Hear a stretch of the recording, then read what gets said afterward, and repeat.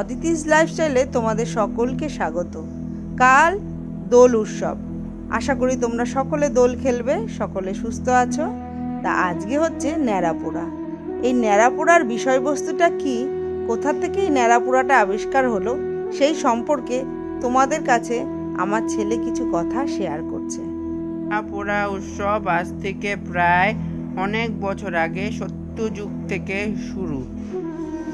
সত্যযুগে যখন ভগবান বিষ্ণু নৃসিংহদেব অবতার নিয়ে হিরণ্যকশ্যপকে বধ করেছিলেন, তার কিছুক্ষণ আগে হিরণ্যকশ্যপ নিজের বোন হোলিকাকে ডেকে এনে তার ছেলে প্রহ্লাদকে মারার জন্যে হোলিকার কোলে বসিয়ে একটা আগুনের চিতায় মারার চেষ্টা করলো। হোলিকাকে বরদানে একটা চাদর প্রাপ্ত করেছিল। ওই চাদরটায় না আগুন লাগে আর না তার সামনের আগুন বোঝে, কিন্তু ভগবান বিষ্ণু এটা হতে দেননি। তিনি প্রচণ্ড হাওয়া উৎপন্ন করলো।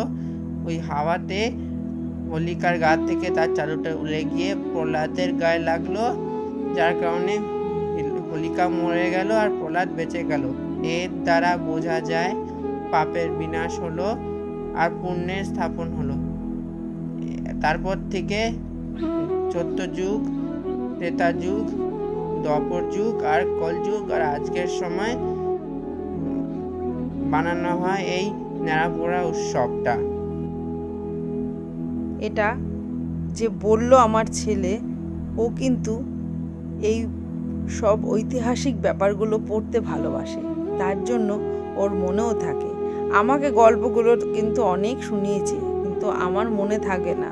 তাই জন্য আমি বললাম তুই বল, আমি তোর কাছ থেকে আর একবার শুনি এবং সবাইকেও শোনাই। খুব ভালো লেগেছে, খুব আনন্দ লেগেছে এই ন্যাড়াপোড়া উৎসবটা পালন করতে। প্রতি বছরই আমরা করি, কিন্তু প্রতি বছর আমাদের আশেপাশে অনেক বাড়িতে হয়, এবছরও কিন্তু সেরকম অনেকেই করেছে। তা বাচ্চারা ভীষণ আনন্দ পায় এই ন্যাড়াপোড়া উৎসবটা পালন করতে। আর আমরা যখন ছোট ছিলাম, আমরাও কিন্তু খুব আনন্দ করে এই ন্যাড়াপোড়া উৎসবটা করতাম। দেখেছেন বাচ্চাগুলো কিরকম করে দৌড়চ্ছে।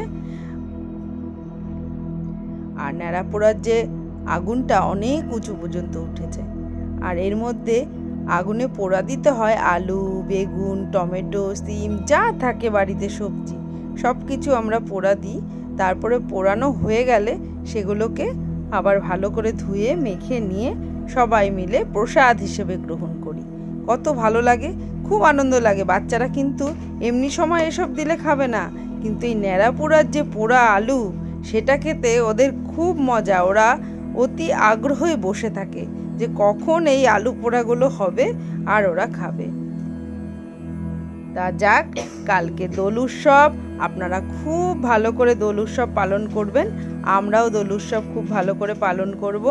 আর অশুভ শক্তির বিনাশ হলো, শুভ শক্তির আবির্ভাব হলো।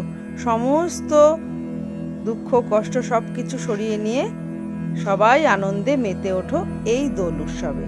এই কামনাটাই আমি করছি সবার জন্য।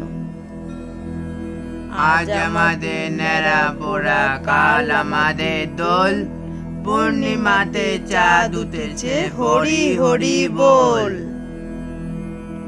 পূর্ণিমার চাঁদও উঠেছে, আকাশ জুড়ে আলোয় আলোকিত হয়ে রয়েছে। তাই চাঁদের ভিডিওটাও আপনাদের সাথে শেয়ার করলাম। কত সুন্দর লাগছে দেখুন, ভীষণ ভালো লাগছে। সবাই ভালো থাকবেন। আর এই ব্লগটা কেমন হলো কমেন্ট করে অবশ্যই জানাবেন। আপনাদের যদি ভালো লেগে থাকে অবশ্যই একটা লাইক করে দেবেন, আর যারা সাবস্ক্রাইব করেননি অবশ্যই সাবস্ক্রাইব করবেন। Thank you.